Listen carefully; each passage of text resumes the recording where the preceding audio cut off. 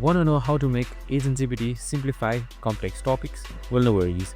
In this video, I'm going to show you an easy step-by-step guide on how you can do it. It's super simple and under a minute, so let's get straight to it. Now, first things first, just simply open up your AgentGPT website. So we have also created similar videos regarding AgentGPT, which should be available on our channel, so make sure to watch it. So once here, you should be under the deployment tab or the home page by default.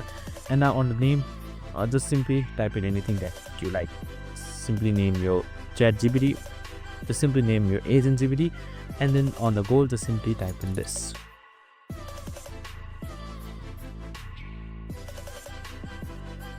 Now just simply select enter once you've typed in the prompt, and as you can see right here, your chat or your agent should start generating.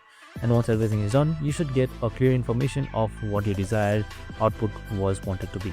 Now again, also chat with your agent right here in order to further chat with the same topic. And that's it, super simple and easy. I hope this video helped. If it did, make sure to like, subscribe, and tune in with us for more of these videos. See you in the next one.